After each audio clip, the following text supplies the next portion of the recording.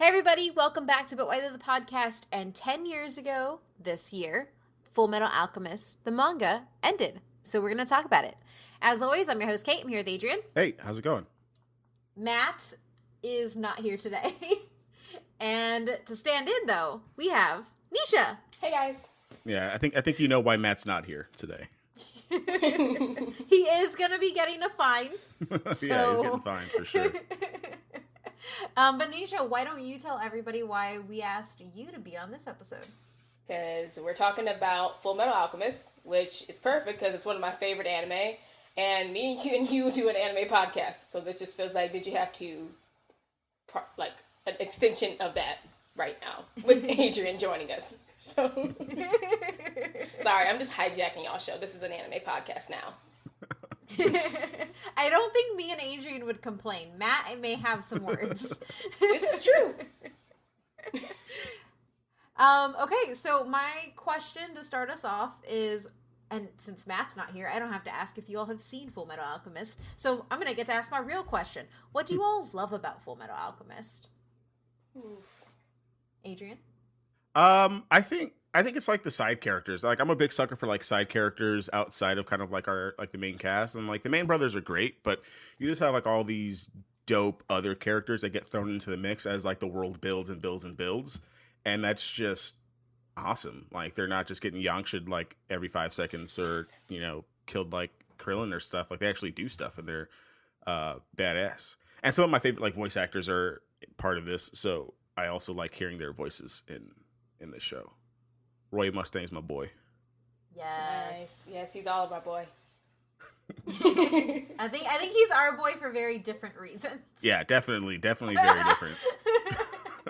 I have good intentions for Roy Mustang. I don't know y'all trying to insinuate here. We've all seen your Twitter feed. It's okay. This is true. Ma'am. You were. Ma'am. Just put me in thirst jail. It's fine. Kate's going to be there with you. It's fine. We're cellmates. I have never done anything thirsty in my life. Oh, ma'am. Ma'am. Ma'am, do we need to bring up what you tweeted today? And what you're looking for on the internet today? Did you not say a bug man is your man? Leave him alone.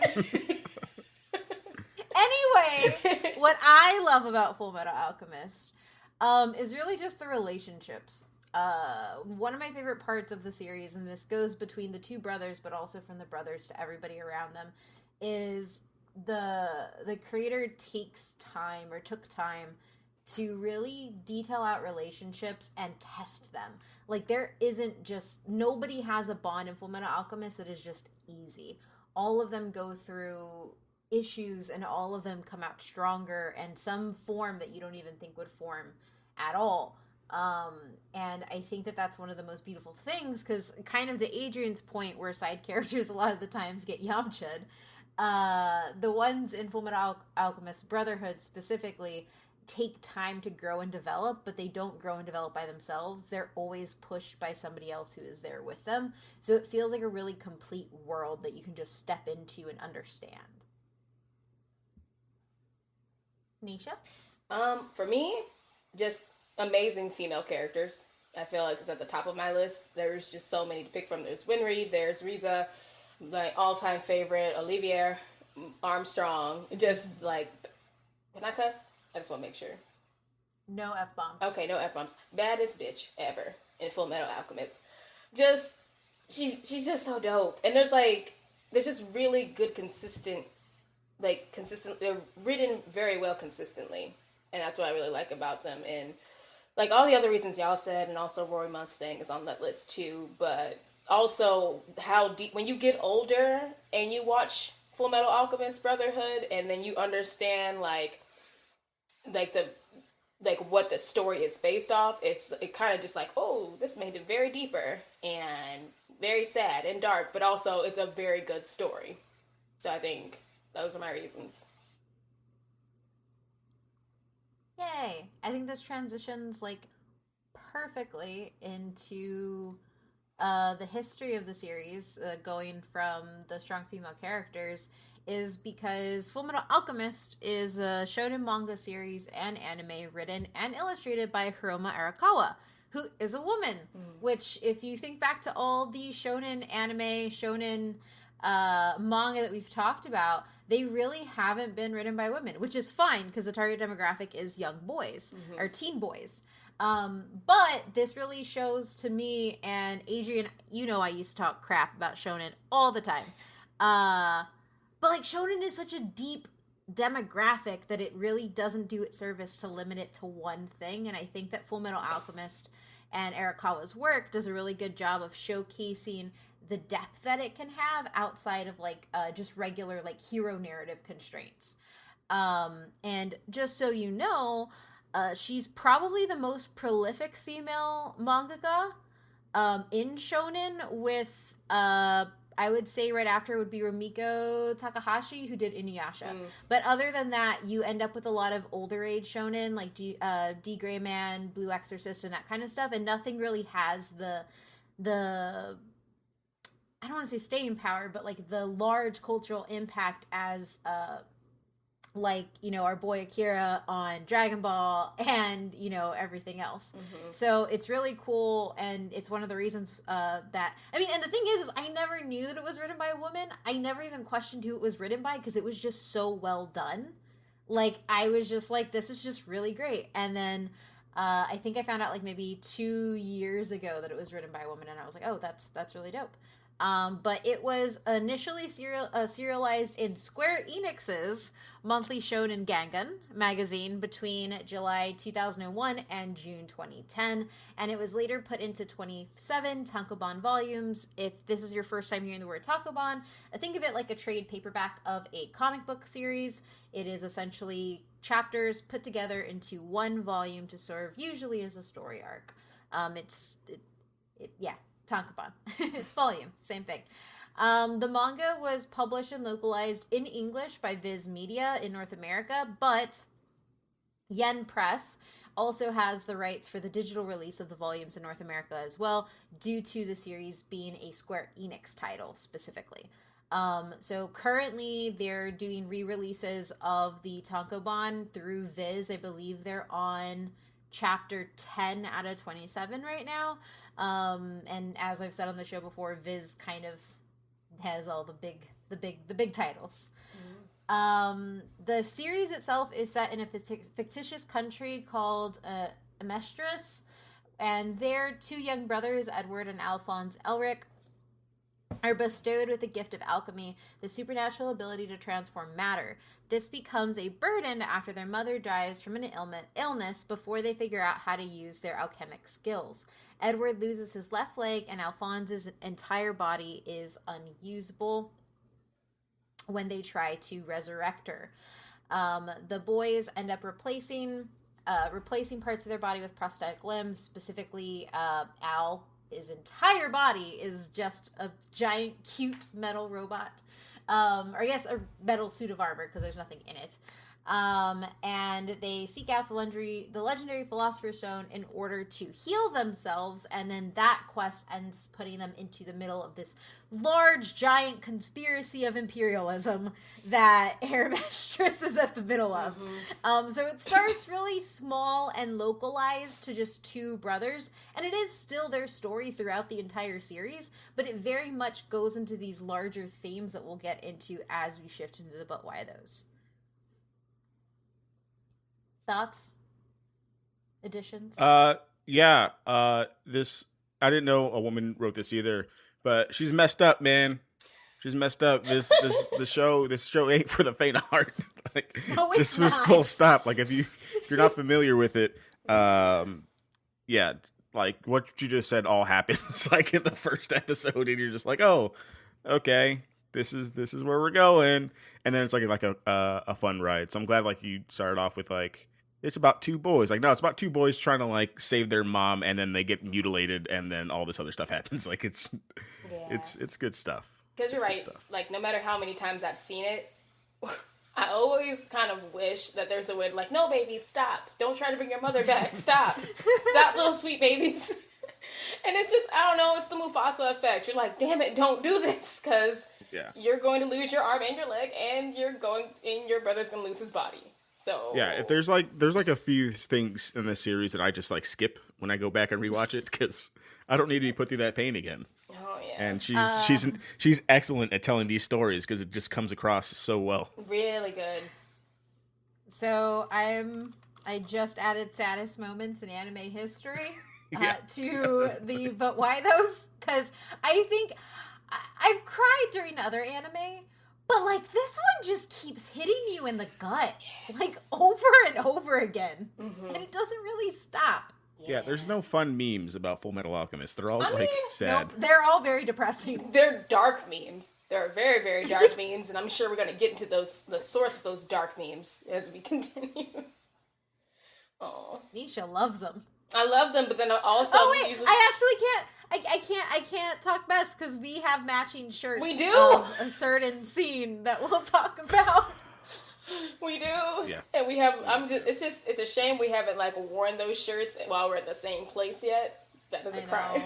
But yeah, we could talk about that later. But you're right. This is not for the faint of heart. If they go into this and they're like, oh, it's cutely drawn and it's by a woman and it's gonna be a lighthearted story about two boys going on an adventure together. Nah. Nope. No. This ain't Pokemon, man. People dying. I was gonna say it's like lighthearted in the way that like Avatar is lighthearted, but like for adults. Mm-hmm. Like think about the stuff that happened in Avatar if they could have actually showed you more people dying. True.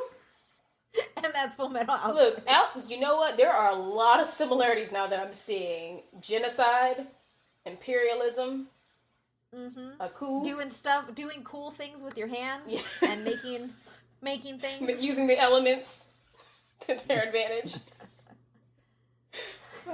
Anyway, but that's it, honestly. That's it for my introduction, because as I was doing the notes, like, I want to get directly into the but why those, because this series has such a long history, and it all felt like a but why though to me, instead of just like just a breakdown. And a lot of that has to do with the fact that the series, you have the manga, you have two anime, and both the anime kind of have their own places in like anime canon. So to me, it's really important to kind of get to the meat of those. But before we do that, we are going to take a listen to a word from our sponsor, Manscaped. If you're listening to this podcast stuck inside your house with your significant other, I want you to pay close attention. Today's sponsor, Manscaped, can help you out and make the most of your time together. Manscaped promotes clean hygiene when it comes to shaving your balls. It's time to quarantine, Manscaped, and chill. But now that we've said what they want us to say, here's what we think about the products. Yeah, so Manscaped is forever changing the grooming game with their Perfect Package. It's the perfect package for your package. In the Perfect Package 3.0 comes with the Lawnmower 3.0, which is waterproof, cordless, that has this crazy technology that doesn't nick your balls when you put it next to your balls. Did you hear me? It doesn't nick your balls. That's the best part. But it also comes with some other liquid that are going to help you kind of round out your manscaping routine, which are also fantastic. Wow, you said balls a lot. Because you know why? We're all about keeping good ball hygiene. And I don't know about you all, but as we all know, we all are from Texas, and I've lived here majority of my life. And we have a saying go, we sweating our balls off. And so you know what that means? Basically, make sure your balls are in good hygiene. Let's not forget about the crop preserver, the anti-chafing ball deodorant and moisturizer. You already put deodorant on your armpits, right? So why not put deodorant on the smelliest part of your body? So I obviously don't have balls, but as Bruce Wayne's Batpeen has shown us, significant others very much like them to be shaved. You're probably spending more time than ever with your significant other right now, and let me tell you, we notice if it is not kept nice down there. So, the cool thing is that subscribers get a new replacement blade refill for your lawnmower trimmer delivered to your door every 3 months. And I'm going to be honest, I don't think quarantine's going to be done next month, no matter what people say. So having them delivered will help keep you nice and fresh throughout this whole thing. Yeah, and for a limited time, subscribers also get not one, but 2 free gifts. The Shred Travel Bag, which basically is a bag for all of your wonderful trimmings. And you also get the patented high-performance anti-chafing Manscaped boxer briefs. They are amazing. The most comfortable boxer briefs I own. I love them. If I could buy more of them, I would. So you can get 20% off and free shipping with code BUTWHYTHOUGH at manscaped.com. That's 20% off with free shipping at manscaped.com, and use code BUTWHYTHOugh. Most people are loading up on toilet paper, but I'm loading up on Manscaped products. Help your relationship out during this quarantine, your partner, your body, and more importantly, your balls will thank you. So, to steal a page out of Matt's book, the first But Why Those that it's a successful franchise, or a successful IP specifically. So the manga has been adapted into 2 television series, 2 animated films. All of it's been animated by Studio Bones, which is one of the most prolific animation studios that does anime. And it also has light novels. Funimation dubbed the television series, films, and the games as well. Another common thread you see in a lot of our anime episodes, Funimation and Viz, 2 big players. So the Fullmetal Alchemist, the movie Conqueror of Shambhala, is a sequel and conclusion to the 2003 series. I highly recommend not to watch that. It's bad. It's bad on like a multitude of levels. It don't make sense. Nope. But you know what? Sorry, quick thing to add. It's so bad, I cannot find it to watch anywhere. You can't rent it. It's like they scrubbed it. Like, you cannot watch it anywhere in the U.S. because I saw it pop up for Australia on my Apple TV, but I cannot rent it here. I was like, this is probably a good thing. Yep. We don't need that. Fun fact, fun fact about Fullmetal Alchemist, it is based on European history and the Industrial Revolution, but that also means that Arakawa essentially has Erasmus as a alternate reality Germany. So in Shambhala, Hitler makes an appearance. It's not great. It's not good. We pretend like that doesn't exist. The second movie you have is Fullmetal Alchemist, The Sacred Star of Milos, and this is set during the time period of Brotherhood. I haven't seen it, so I can't really speak to it. I don't know if either of you have. I've seen it. Is it good, bad? It's good. It is definitely one I need to, like, rewatch again, because I was kind of like, what's going on? It's very much like one of the Naruto movies. It's like when they go on a mission somewhere and it has no impact on the main plot whatsoever. So, like most anime movies. But I would say it's pretty good. Okay. Yeah, I haven't seen it. It's better than Conqueror Shambhala. That is the rating I will give you. So you don't have to watch it though. It's on Netflix. Yeah. Oh, also to kind of put some reference for Studio Bones. Studio Bones also did it does all of My Hero Academia, Bungo Stray Dogs, what else? Mob Psycho. They're pretty much doing all of the big things currently. And they're just really cool. Nice. And yeah. So the next thing is the live action movie. It also has its live action movie. It's not terrible. And me and Nisha have an entire episode about this movie. Mm-hmm. It's not terrible. It's fine. Just Al don't watch is the adorable. It is adorable. Yeah. I mean, don't watch the audio dub version. You know, like the English dub voices over it, because it's bad. That's bad. That's but if you watch it in the original Japanese, it actually is really good. Like Adrian, if you look up some pictures, like the costuming, the wigs, and the actual integration of CG is really, really well done. Yes. Like I think it's one of the better live action animated adaptations. That one got into some issues because Arakawa doesn't actually like the film because it's an all Japanese cast, and she thought that took away from the story because she based it on European World War II and the Industrial Revolution. So she's kind of disavowed it. But it's not a bad movie overall. No. It's done fairly well. First picture I look up is the dog, so I don't. Oh. Yeah, I don't know if I need to see that. Yeah, that does get. Yeah, I forgot about that. That was kind of hard to see. It's like the thumbnail for the trailer.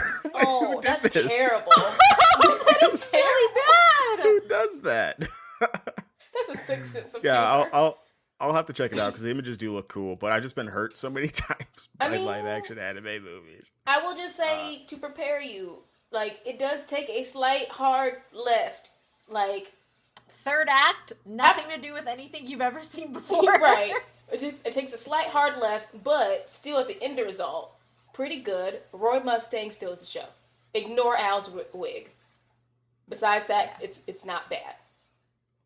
I'll have to check that out. Yeah, it is fun. Bleach is also a really fun live action. So not all live actions are bad. Yeah. Some of them, just most of them. Just all of the American ones and some of the Japanese. You just ones. gotta stress adaptation. I think stress that it's an adaptation because we've watched too many terrible but ones. yes, the Nina scene hits very hard in live action. I did not, and I wasn't ready for it. We did not need to see Nina. Yeah, she's huge. That thumbnail picture makes her look huge. Yeah, I'm very concerned. In addition to these, into these pieces, you also have audio dramas. So there have been 2 series, Fullmetal Alchemist audio dramas, and the first is the first volume of the first series is Fullmetal Alchemist Volume 1, The Land of Sand, and it was released before the anime and tells a similar story to the first novel. The Tringan brothers reprise their anime roles.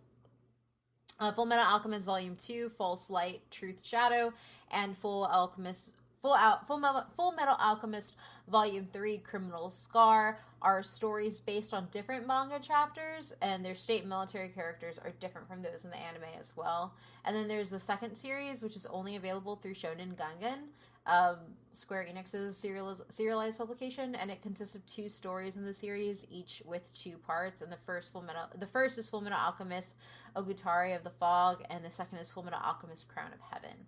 I'm actually interested to seeing if I can find at least the ones that aren't tied to Square Enix, because I'm quarantine. I'm good with just listening to audio novels now and stuff, or audio dramas. I have nothing better to do. I was really surprised that there are a crap ton of video games. Like, a lot. I did not even include them all here because it was just too much. But the ones of note is that Square Enix released 3 role-playing games for Fullmetal Alchemist. It's called Fullmetal Alchemist and the Broken Angel, Fullmetal Alchemist Curse of the Crimson Elixir, and Fullmetal Alchemist Kamio Sugu Shoujo. Bandai also released 2 RPG titles, Fullmetal Alchemist Stray Rondo and Fullmetal Alchemist Sonata of Memory for the Game Boy Advance, and 1 Dual Symphony for the Nintendo DS. In Japan, Bandai released an RPG, Fullmetal Alchemist To the Promised Day, for PSP in 2010 as well. And a lot of these end up just being Japanese releases, which makes, I understand why. Anime is a Japanese thing. But as an anime fan in the US, I wish they would just give us some in the US, because I want something more than a fighting game that is based on an anime that I love. Yes. I did actually play the Dual Symphony one for Nintendo DS.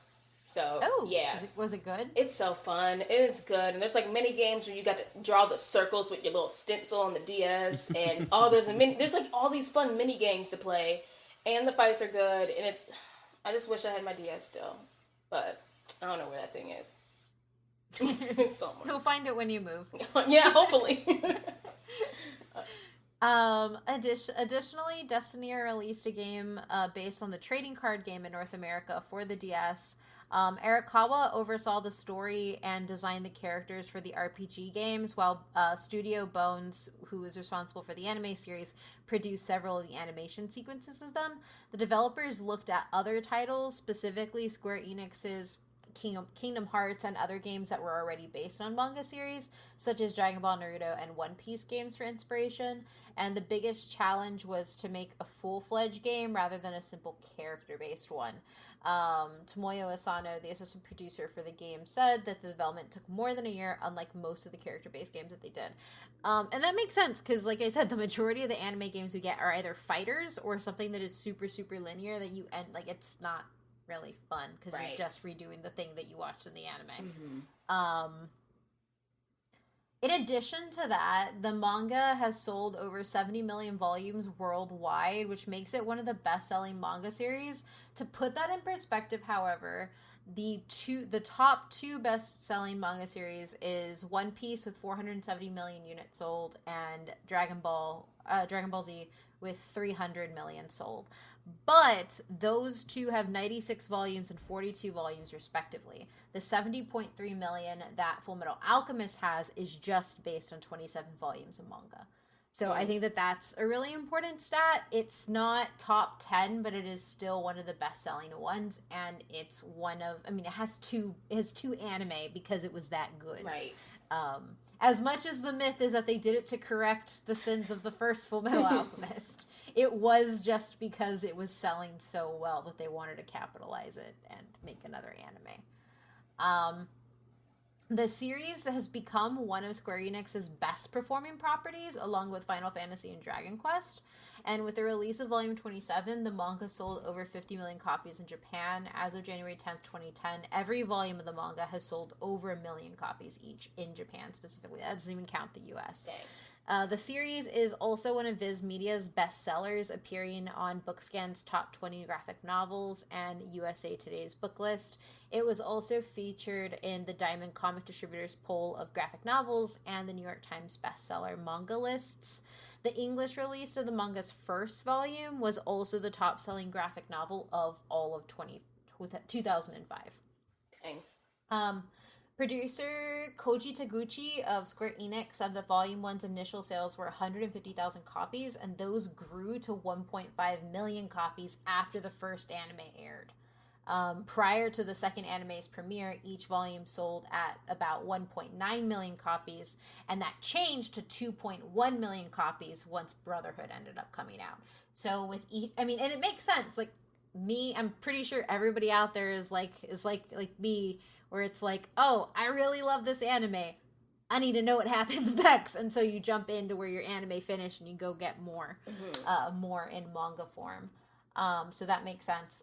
The English release of the manga's first volume was the top-selling graphic novel during 2005, and in 2 TV Asahi web polls, Asahi web polls, the anime was voted the most popular anime of all time in Japan, which I found that, but I don't feel like that is correct. Given Dragon Ball exists and I'm thinking, Anpan-man. Yeah, I'm thinking back to like our time in Japan, and like given like the numbers that you said, there was a lot of, I mean, obviously like Dragon Ball and like that series takes up a lot of the stuff, but there was a lot of Full Metal Alchemist stuff. I wouldn't say it was like everywhere and kind of like the most popular thing that I saw, but given there was only 27 volumes of it, there was like a lot of Full Metal Alchemist stuff all over Akihabara, like specifically, like everywhere. And with only just like the amount that there is, it's crazy like how popular it was. So like a lot of that tracks, but I don't know if it was like the most popular. But they really do. But it was everywhere. It was like Dragon, like it's like I probably saw it more than like some of the Naruto stuff. Oh wow. Yeah, so it was. Yeah, they like it over there. Yeah, I mean, and then for the anime specifically, at the American Anime Awards in 2007, it was eligible for 8 awards, nominated for 6 awards, and won 5. It did bring out some cool stuff for like the long series. I mean, beat out Naruto, Inuyasha, Rurouni Kenshin, and Samurai Champloo. Like, that's pretty fucking good. That's amazing. And it is in manga sales, it's right below Rurouni Kenshin. Yeah. So beat out all those people on the cast too. That's pretty good. Yeah. So I mean, it did really, really well at the time, and I can see why. But much how Arakawa puts sadness into all of her stories, I'm gonna have to interject the sadness right here. I didn't even write down the moments because we all know what they are. So in all honesty, one of the reasons that Fullmetal Alchemist matters is because it has some of the saddest and most referenced moments in anime history. The big two specifically is Nina, and Maze Hughes dying and his funeral. So Nina, who we have mentioned, there's gonna be spoilers because I mean it's been out for a long time, so keep listening if you want. I recommend it because hearing us describe a scene is gonna hit a lot differently when you watch it. I can guarantee it. So specifically Nina was the daughter of Sho Tucker, who was one of the people that was supposed to help Ed and Al learn more about alchemy. But Sho Tucker, like many shonen bad guys, was obsessed with power and obsessed with making his name as an alchemist. And to do that, he wanted to make the perfect chimera. To do that, he then decided to take the family dog and Nina and create a hybrid. And you have, you essentially have, is it Al who discovers her? And Ed discovers her. Yeah. Edward and Al discover her. And you just have Nina saying Edward. And she is no longer a human child, but she is a human child mixed with a dog. It is one of the most disturbing and heartbreaking things that you will ever watch in anime. And Arakawa did that. She did that. She put us through that. I was 12 when I saw that the first time. Yep. I'm just upset thinking about it. Yes. I just hear the voice and I'm just upset. I remember seeing that shirt for the first time at a convention and like my jaw dropped and I was like, who made this shirt? Who made this fusion dance shirt and put it into a thing? And I hate that you both have it. And whenever I see you wearing it in public, Kate, I'm probably going to cry. To add some context, it is a shirt that has a transmutation circle on it. And then it has Nina and the dog doing the fusion dance from Dragon Ball Z. And funny story, it's you sent me the picture. You're like, do you want one? And I'm like, yes, get me one. And I followed up, but you didn't see the follow-up text. Like, give me the one with Squirtle. No, Kate thought. Kate thought that I would want that one, but she wasn't wrong. Because I also saw the Nina one. And I'm like, this is why we're friends. It's messed up at conventions because it was like they have that. They have like the Squirtle one, and then they have like the Panda one, and then they have the Nina one, like right next to all of this wholesomeness. And yeah, the maker of that shirt, come on. But like, have you seen the cosplays? Like when people cosplay as them, dude, I might punch somebody. I would probably uppercut somebody. Literally, have seen like duet cosplays where like the girl will be there and then somebody will do the transmutation thing and then like poof, the dog will come. Or like the person who like is the dog hybrid chimera and like they're standing up, walking like a human, and then they bend over and then they're a dog. It's really terrifying. It's terrifying. Really terrifying. So I'm just gonna put a wig on Blossom and call it a day. But it's so this is where it gets into this is one of the saddest moments, and when you look at like a whole bunch of lists and stuff, it'll be up there. But it's also one of the most memed things on the internet, or at least on Twitter, on Anna Twitter, which is the anime side of Twitter. And you will in fact find a whole bunch of people taking pictures of their white dogs with wigs. Mm-hmm. It's bad. It's really bad. It's so bad. But then it's like you laugh and then you cry. You laugh through the pain. Yes. Yeah. Yeah, but like the funeral stuff, like no one's memeing that. No. Yes. We're not heartless. Oh, see, Kate! She's just in the picture. See, stop. Yeah, so the other scene... That's going to be our thumbnail for this episode. Oh, no.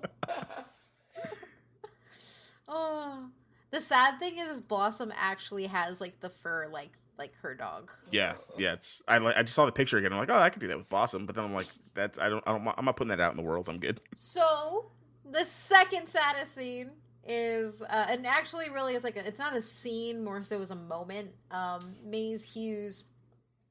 So in the story, as in the first season, as Ed and Al, first season of Fullmetal Alchemist Brotherhood. I don't remember where it lands in Fullmetal Alchemist, but you have the boys and essentially their caretakers, Roy Mustang, May Hughes, the commanders that they've gotten really close to, are starting to investigate and get closer to this underlying kind of cabal of alchemy and that has been fueled the genocide of the Ishbalan people, but also is aiming to control the Central, which is the city in Aerithmist. And Maze Hughes gets really close and he ends up calling Mustang on the phone in a phone booth and he opens the door because somebody knocks on it, and it's his wife. Only it's not his wife. It's Envy. It's the homunculi Envy. And homunculi are creatures that are created through the Philosopher's Stone, and they have Philosopher's Stones in them. They each have different power sets, and this is based off the 7 deadly sins. And Envy can turn into anybody, and Envy turns into his wife. And because it's his wife, he doesn't shoot.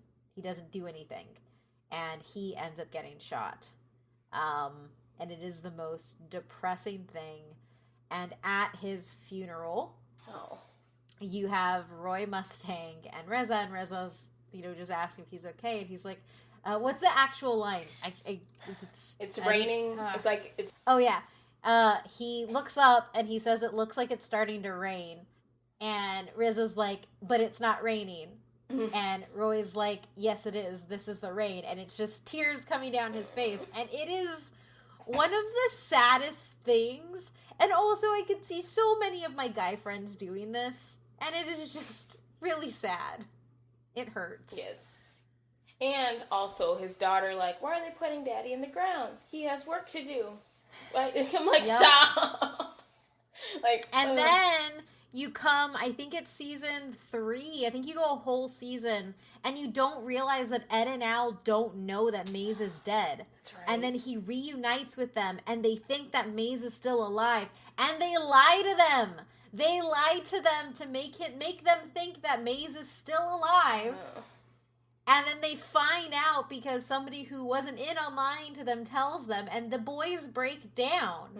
And it is just depressing. And the death of Maze Hughes is one of those anime deaths that just ripples through the entire series and just hurts every time. And isn't it also like they feel partly guilty for his death because he was helping them investigate the Philosopher's Stone also? It just, that one really hits hard. Yep. He's a good character. And then there is another one. I think it's second season where Al is caught by this group of homunculi, and it's homunculi and humans, and they're running away from the military. And King Bradley shows up. Fuhrer King Bradley, who is the leader of everything, but also a bad guy. But they don't know that at this point. And he's hiding the girl that he's become friends with of the people that kidnapped him in his suit of armor. And then she starts to fight back with his suit of armor. And then King Bradley kills her inside of him. And it is one of the most depressing moments. And you don't see anything in that moment other than the sword go in. And then immediately after, them cleaning him out. And it's just like, Al is a child. Al is still a child in this show. And he had somebody killed inside of him. Like, it's a lot. Yes. It's like, Al doesn't have a body. Like, but I don't know if it's ever talked about, like, I don't think he has to sleep, and I don't think he can, like, necessarily feel. But it's still something where, like, this is his body, and his body has been violated. Like you said, because he's a child. And it's just like, oh, God. Like, and he can't, it's not like he can wash it out. It's not like, I mean, he can't get that feeling out. Yeah. And there's just, like, so much more of that because this series just really deals with war, the refugees, genocide, like, everything. But one of its... there's some funny stuff too. Yeah. Yes, there's funny stuff. There's some joy in this show. Oh, sorry. Can I add one more saddest moment? Yeah. When Scar puts Nina and Alexander out of their misery.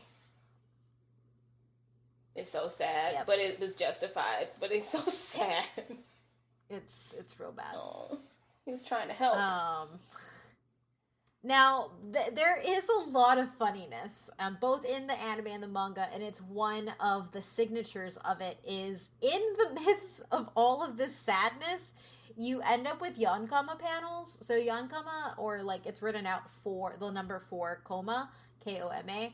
Yonkama panels are 4-panel comedy shorts that will show up in the manga, and it's usually chibi versions of the characters doing funny things, because Arakawa is like, oh, I totally decimated you. Let me build you up with some funniness. In the anime, it pretty much happens the same way. There are a lot of moments where you just see really like chibi drawings or like really rudimentary drawings of characters for levity, and it sometimes makes you forget that something horrible happened. Other times it's just like, what? Why is this here? Something horrible just happened. Yeah. This is true. It helps. It helps a little bit. Thoughts, Adrian? I like the humor stuff because all that stuff just made me really sad. Like whenever they call him like little and small, and then he gets all pissed off. Like no matter how many times it happens, I still think it's funny just because like how angry he gets. Yeah, so like there is some funny stuff that happens, and there's like some really like cute moments and like wholesome moments, but when you have people getting turned into dogs, and like this premise of the show literally comes from like these dark hands ripping away these children's limbs and bodies, like you have to have something in there to kind of balance this stuff out, because like I know like there's some dark stuff, but this is still like a shonen kids show. Like at the end of the day, like I watched this as a kid, and I don't know if I could have watched it the entire time without like some funniness spread throughout. Yeah. One of the other but why those for me, and something that I really wanted to put in here, is the world building. The world building for me in FMA is hands down like one of the best done and one of the most expansive worlds. It only has 27 volumes or 5 seasons of the proper anime of Fullmetal Alchemist Brotherhood. So it's not super long, but every piece of this world has been thought out. So the world is really steampunk in nature, and it's primarily styled off of the European Industrial Revolution. It's set in a fictional universe in which alchemy is one of the advanced natural techniques revolved around scientific laws of equal exchange. The series follows the adventures of 2 alchemist brothers, and essentially in this world, they're kind of like these oddities, because in order to perform alchemy, and this is one of the things that I really like that our Arakawa did, was she thought up her own basis of alchemy. And when you read some of her interviews, she talks about how she had to make up her own world of alchemy, because when she went to go read books on alchemy, which is a real thing, all of them contradicted each other. So she made up the concept of equivalent exchange, and she kind of mapped out what has to happen. All of the alchemists have to use transmutation circles, and have to essentially, like, they have to use something to help them do alchemy. Whereas because Ed and Al went to essentially the other side, to the Gate of Truth is what it's called, and received all of the knowledge, they don't need that. Specifically, Ed doesn't need that. And so that's why they call him Fullmetal Alchemist. Everybody always thinks that Al's the Fullmetal Alchemist, but he's not. And so essentially, alchemists who work with the government are known as state alchemists, and this is what Ed is, and they're automatically given the rank of major in the military. So Arakawa also maps out this entire military structure as well for the world of Fullmetal Alchemist. Alchemists ultimately, with the help of transmutation circles, can create anything into something else that they desire. However, when they do so, they have to provide something of equal value in accordance to the law of equivalent exchange, which is why, in order to save Al's soul, Ed had to give up his body, or pieces of his body, in order to do it. The only thing alchemists are forbidden from transmuting are humans and gold. So there has never been a successful human transmutation, and those who attempt it lose a part of their body, and the result of it is usually an inhuman mass. Like, just, it's ugly. Mm-hmm. The way it's drawn is just kind of terrifying. And the attemptees are confronted by truth, when they go into that realm, when they try to transmute. And truth is a godlike being who tauntingly regulates all alchemy use, and whose near featureless appearance is relative to the person whom truth is conversing with. Arakawa has explained that it's a mirror.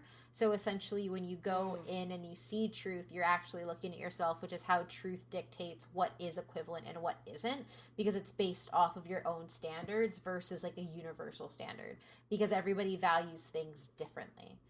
And so attemptees of human transmutation are also thrown into the gate of truth, where they receive the overwhelming dose of information, but this also allows them to transmute without a circle like the boys do. And it is possible to bypass the law of equivalent exchange if you use a Philosopher's Stone, which is a red, enigmatic substance. Philosopher's Stones can also be used to create homunculi, who are artificial humans of proud nature. Homunculi have numerous superhuman abilities, unique among each of them, and they're all looked down upon by humanity. They're seen as evil, and a lot of the times they are, until you get to understand them more and see that they're not truly evil all the time. And the thing here is the Philosopher's Stone, because Arakawa likes to put people in pain, specifically her readers, is created by killing a whole bunch of people, which is the reason the genocide of the Ishbalan people happened in universe. Ishbal is a conservative is a region with a very conservative religion, and it rejects all of alchemy, and was destroyed in the Ishbalan Civil War that was instigated when a soldier shot an Ishbalan child. But what you later find out is this was done so that King Bradley and Father is the big bad of the whole thing, could create Philosopher's Stones. This is very much reminiscent of the Holocaust in nature, and Arakawa uses a lot of terminology and a lot of imagery that represents that. It's not lost on anybody that Ishbalans are actually modeled off of Middle Eastern civilizations or Middle Eastern peoples. So they have brown skin, and everybody who is hurting them are white because it's based on Germany. So it gets really deep really fast. Because it deals with this, you often see Fullmetal Alchemist being brought up in conversations about fascism in anime, but I would say specifically that Arakawa's interpretation of fascism here isn't positive, because the entirety of the story is about bringing it down and why it's bad. So I don't like when I see people saying that it's right. Like apologist Italia or something like that. Exactly. Yeah. So outside of Amestris, there is also Arakawa also built out an entire world of other alchemy called alchemy. So there are other countries, but you don't really see any of them in the main story. The only one that you get really notice of is Xing. And this is a country modeled off of China. It has a complex system of clans and emperors, as opposed to Amestris's government-controlled election of a fewer. It also has its own system of alchemy called alchemy, and it's a very different concept of what alchemy is. Alchemy in Amestris is used for military purposes. It's used to hurt people, essentially, and to fight. Whereas alchemy is specifically used for medicine and medicinal purposes, and it can be bilocated using a kunai. In turn, it's also implied that other countries have their own versions of alchemy as well, but we haven't really seen those worlds. So yeah, that's for me, these are kind of like the main points as to why this is so big. And honestly, the concept of equivalent exchange itself and how it's brought through the entire series is something that is extremely thought out and detailed. And she carries through it with each thing. So for me, this is honestly one of my favorite world building anime. I agree. And I mean, like, I didn't know that she came up with the concept of equivalent exchange, but it just makes so much sense when you think about like how chemistry works, which like alchemy is like a form of chemistry also, and like they mention that kind of stuff in the show too. But it's like it makes sense. You have, in order to get something you have to put the same amount of something into it, like, to get what Yeah. you want. Like, if you want to make water, you need oxygen and you need hydrogen in order to get it. So I never knew she came up with that concept, but it's perfect. Yeah, I think trying to think of, like, the other shonen that we've covered. I think this is probably the deepest shonen like world building that we've covered. I'm sure there's like other anime with like deeper worlds, but when it comes to like what we've covered so far, this is definitely one of the biggest and most kind of like in-depth worlds. You can't just be like, oh, law equivalent exchange, and then like not think about it, because then you're gonna have like inconsistencies and stuff. But they nail it pretty well in this show. Yeah, I mean, the only thing I can think of like outside of that would maybe be like One Piece, maybe Gundam, because those are like pretty big worlds. But like also they've been going on forever, Right. and this show hasn't. So Yeah, because I was gonna say like one of the equivalents I could think is I think you pronounce his name Tita, but Kubo, the mangaka behind Bleach, because Bleach has like Wakamundo and the Serete and like all these different places, but that's when it's done really badly, because that is where you just throw something out and then don't come back to it. Yeah. Whereas this is like always like it there is a set of rules by which the world of Fullmetal Alchemist abides by, and those rules don't change. Even when there's a twist thrown in, you find, like, Arakawa takes the time to explain why that twist happened and how it fits into the existing world that we know. Which is a good point, because like when I think of other shonen world building, like like Adrian, like you said, like One Piece has massive world building, but then there's also like Dragon Ball Z, for example. It's like, it's kind of like, it's weird when you really think, you sit back and you think like, it is a show with aliens and robots and gods and and space police. Like it has expanded over the years, and when you like break it down, like, this seems convoluted, but it works. But I think whereas you have Fullmetal Alchemist, it builds the world out in a way and at a good pace where it just fits perfectly and makes so much sense together. Yeah, it's big because it needs to be big, not big because you need to put in more stuff. Yes. Like, it's just big from the get-go, which I think is great. It's like why I mean, Hunter x Hunter probably never coming back ever again, but like that is the only thing I can think of that's like, come on, man, I love Hunter x Hunter, but like it has such cool world building, but like we don't get to see any of it because it's not around anymore. Berserk fans and Hunter x Hunter fans are just like right here with each other, just waiting, and I'm both of them. But you're right.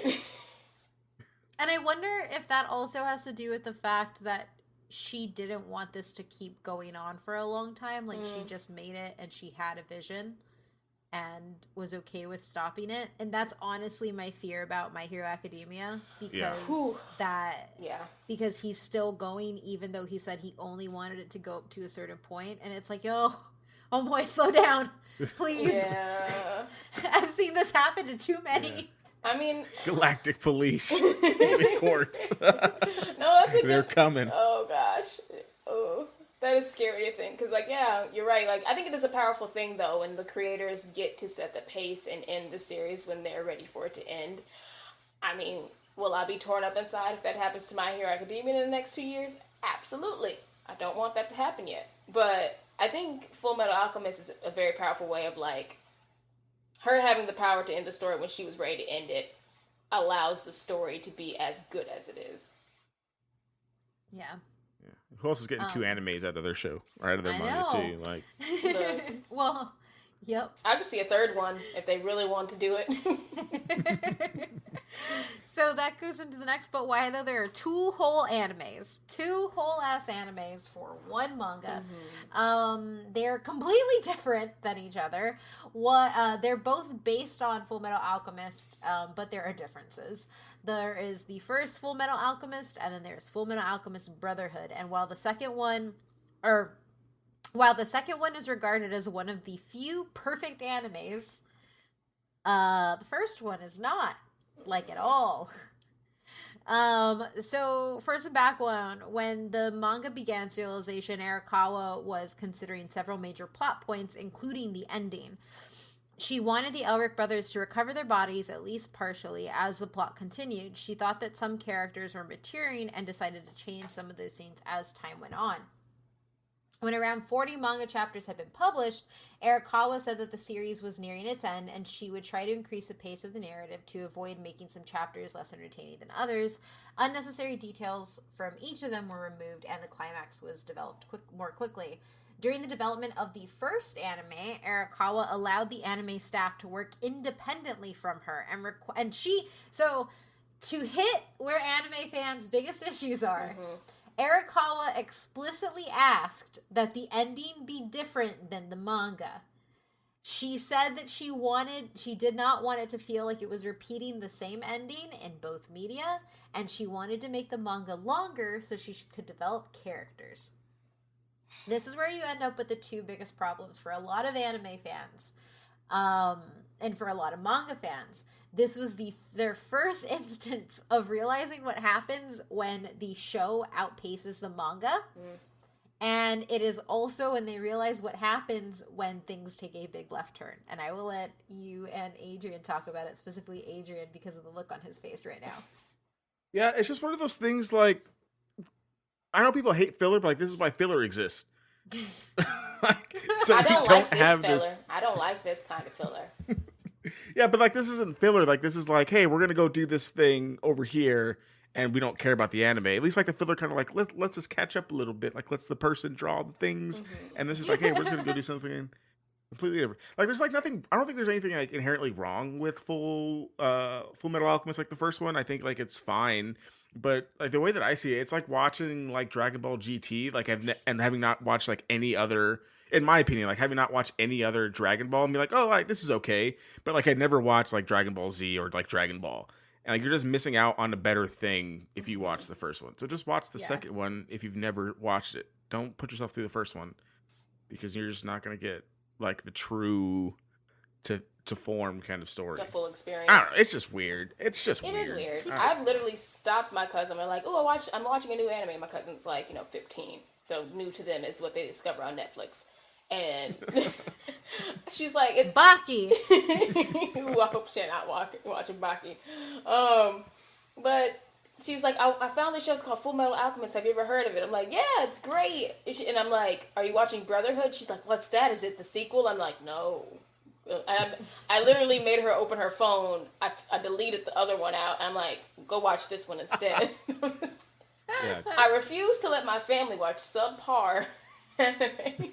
But I mean, like, you're right. It's not anything that's terribly wrong with it. It's just like, you lose a lot of character development. You lose a lot of, like, quality, good moments from the series. And, like, I can't even to this day recite what happens at the ending. I know it's nothing that we see in Brotherhood, which I think I really do hate the ending of the first anime. I mean, I don't know if it ends with Al just, like, being lost or Ed being lost, but like you said, it goes into Shambhala. Like, it's a mess. It's a weird ending. Yeah. And it would be fine, but Brotherhood's ending is just so much better. Yeah, it's just better. That's just what it is, right? Like, it's just so much fine. more emotional. It's fine, but then you could just, like, not do that. Like, you could go watch that, or, like, just don't, and then just watch the better thing. Would you like a McDouble, or would you like a T-bone steak? Yeah, exactly. Like, T-bone, like, McDouble's fine. Like, it'll get me through, but, I mean, you're going to savor that T-bone steak. There's lots of character development in that T-bone steak. Exactly. All that fat. You want that fat, juicy character development. And you don't get Armstrong's sister. You don't get Olivier in Fullmetal Alchemist.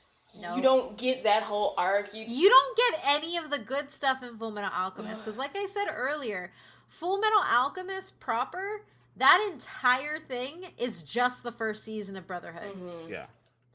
Yeah, exactly. Yeah. So, to talk about that, when watching the ending of the anime, the first one, Arakawa was amazed by how different the homunculi creatures were from the manga, and she enjoyed how the staff speculated about the origins of the villains. Because Arakawa helped Studio Bones staff in the making of the series, she was kept from focusing on the manga's cover illustrations and had little time to make them. So, yeah. Ooh, burp. Yeah, so there we go.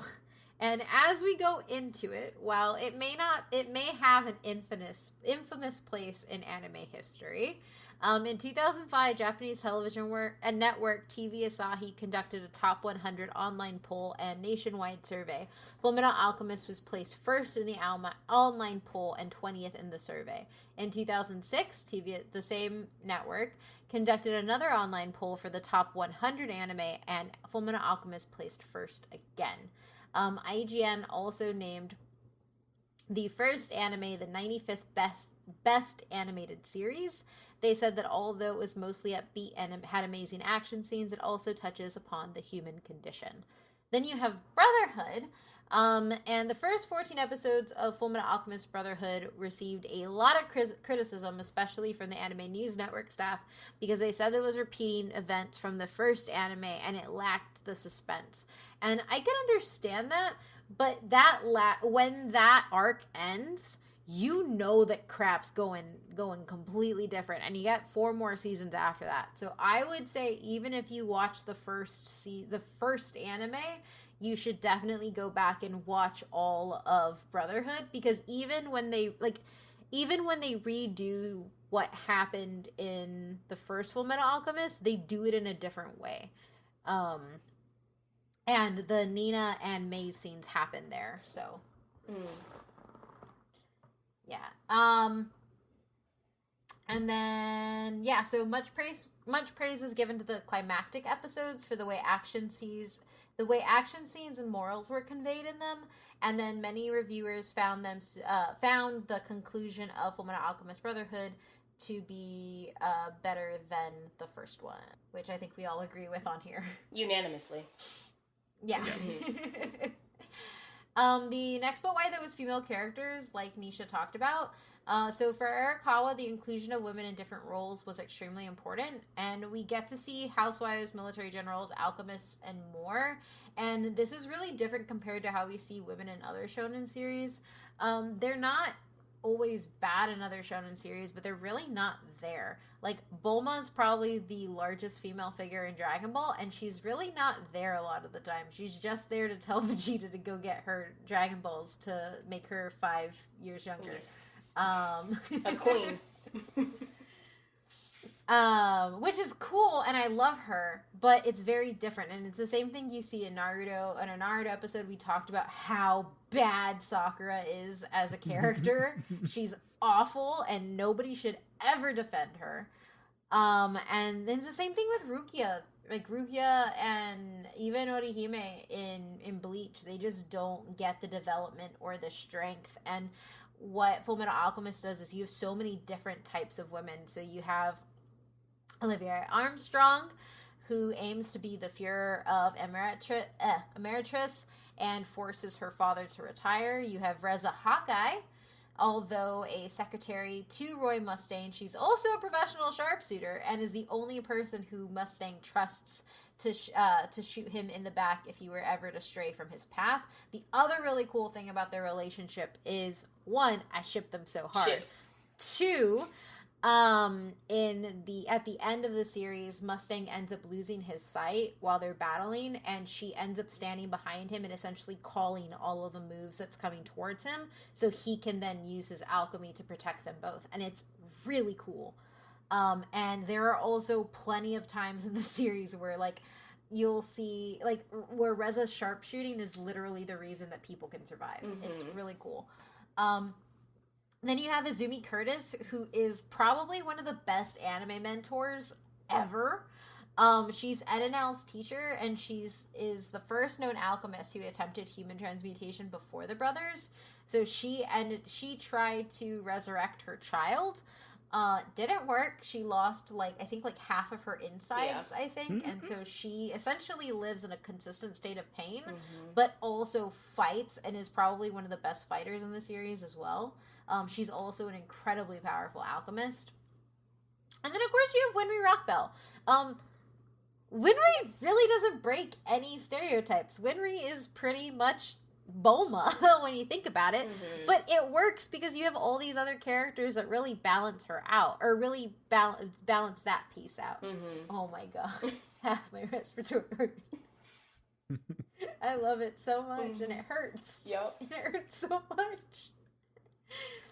But yeah, Nisha, I don't know if you want to add anything. Yeah, no, I think, like what you said, compared to, like, other anime female characters that, like, you know, are considered our faves, like, people's, like, you know, very well-known faves, I think the women of Fullmetal Alchemist, specifically Fullmetal Alchemist Brotherhood, are just so well-written and developed, and it's just, Olivia is just the best, and, like, Riza, like, they are literally my two favorite ones, and it's just because they are able to hold their own, but it's, like, they also have this softness to them, when, like, you see how they interact with Ed and Al, so it's like Arakawa makes sure to, like, let these women have multiple layers. They're not just, like, a hard sharpshooter who doesn't care, or, like, this general who, like, has no nonsense. Like, they can be both things and still, like, have this nurturing and compassionate side to them, and a whole bunch of other stuff. But to your point, like, Renri, like, yeah, she is basically, like, the Bulma.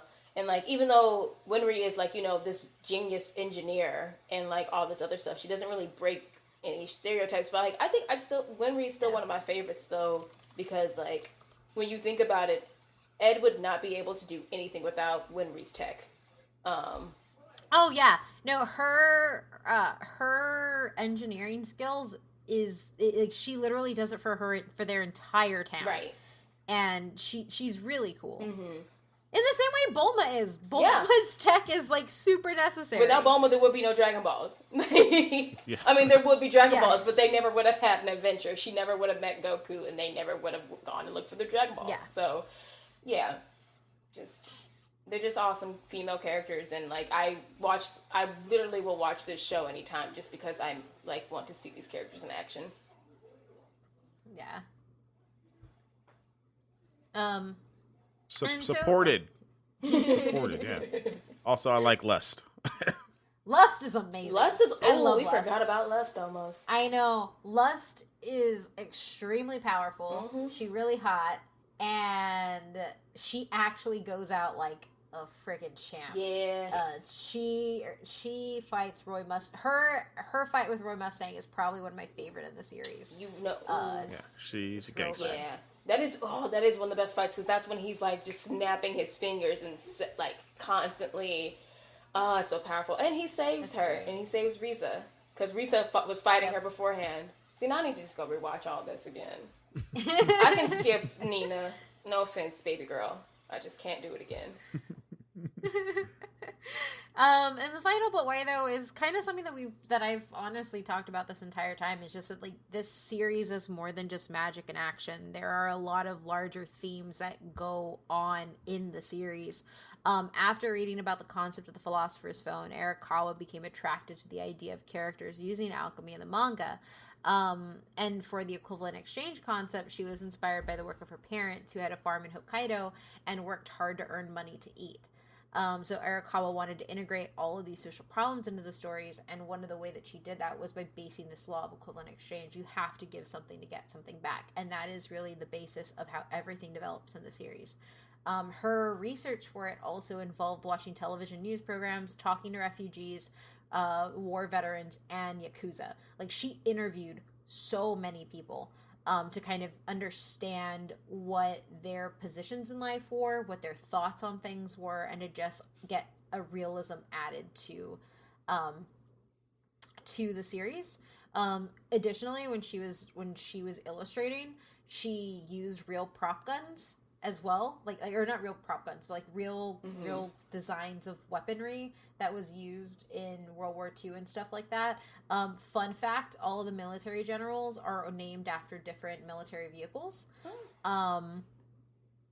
And also several plot elements, such as Panako Rockbell caring for the Elric brothers after their mother dies, and the brothers helping people to understand the meaning of family, and she used that to expand on a lot of the other themes that she was building.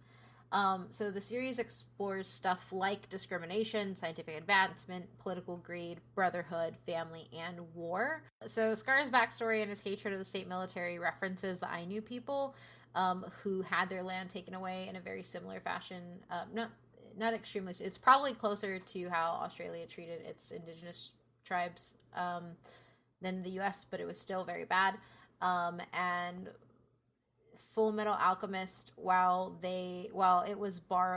a lot of it is borrowed from European ideas for the settings and the world building, the racial tensions is specifically between Ametris and Ishval were based on the Ainu people and their string of wars with the Wajin, which is ethnically Japanese.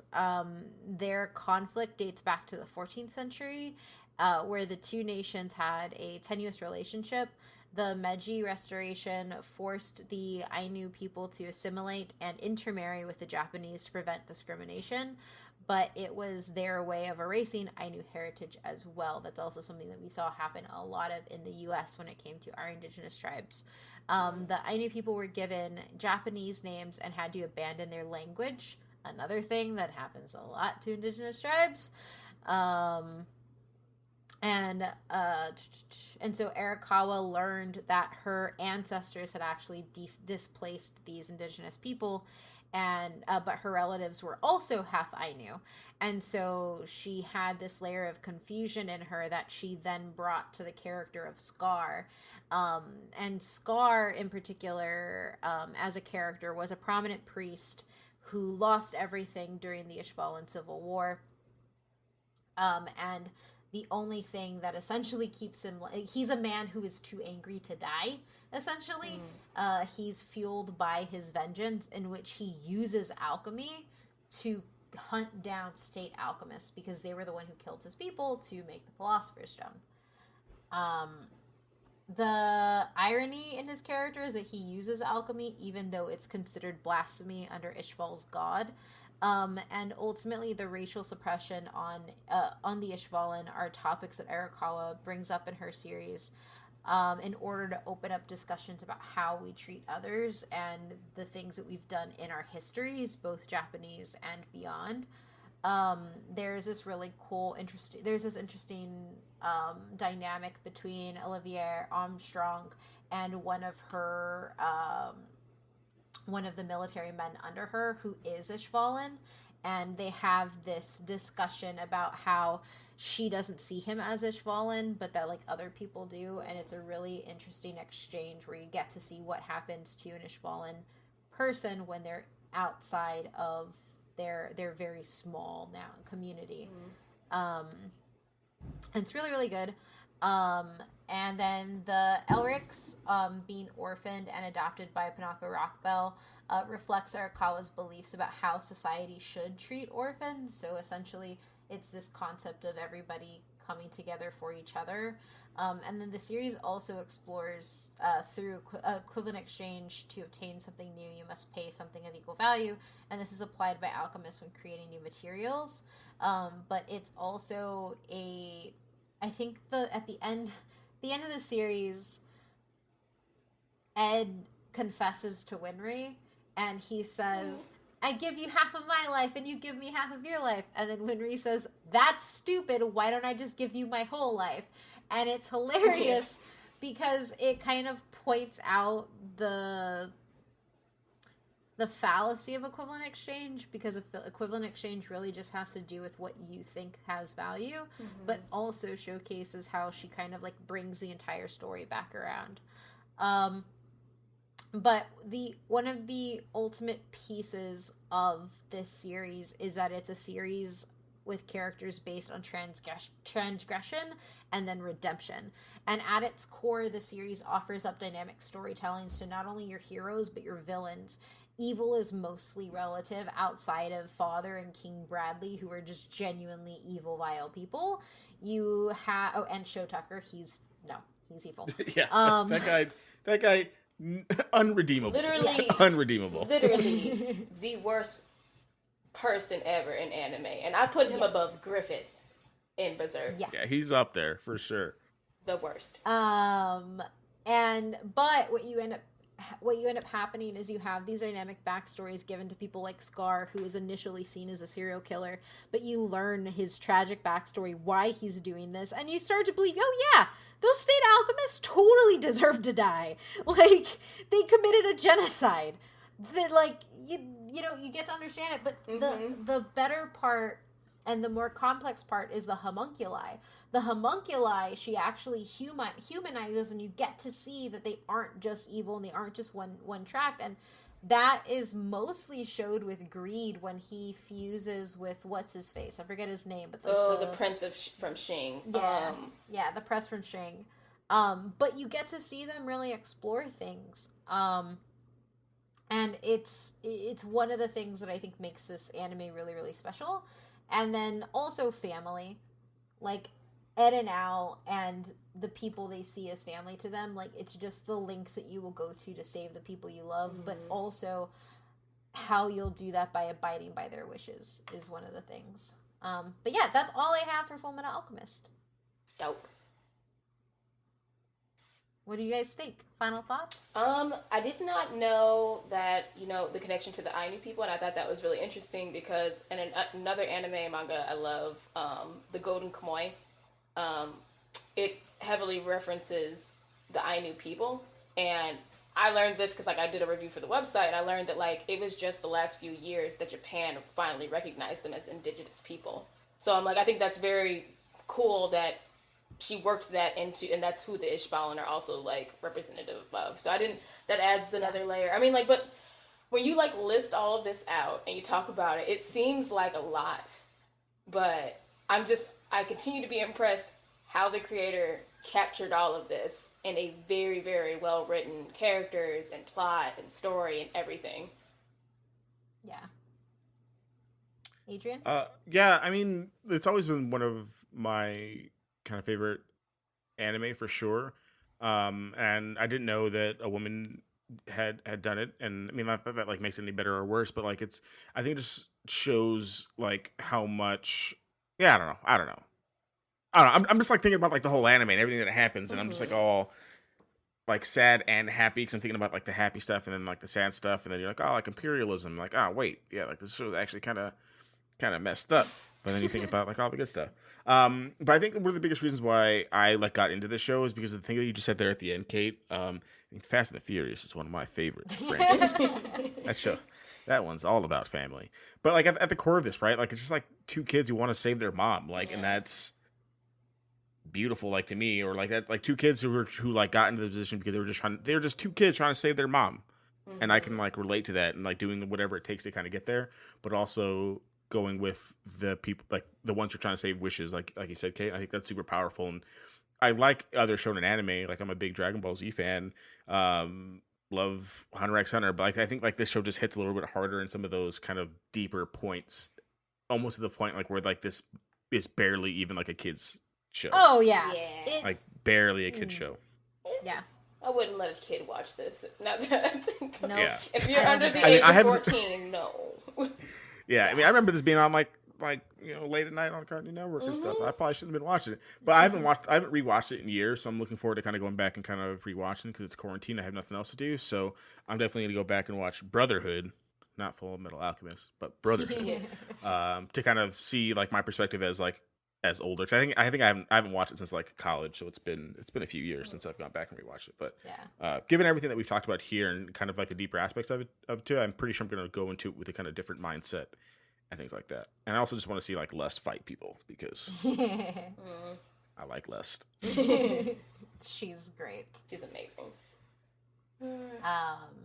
Yeah, I have this entire episode was kind of my final thoughts. So yeah, Neysha, thank you for coming, and why don't you tell everybody where they can find you? Yeah, so you guys can find me on Twitter at LA_NEY_SHA, and of course you can listen to more of me with Kate over at Did You Have To? Awesome. And if you like everything you heard here and you want to support us a little bit more, head over to patreon.com/ButWhyThoughPC, and you can find us on all of our social media at ButWhyThoughPC, and you can find me at OhMyMythRandier on Twitter. Adrian? Yeah, you can find me on Twitter at SuperRuiz93, SUPERRUIZ 93. And Matt's not here to make a snarky comment.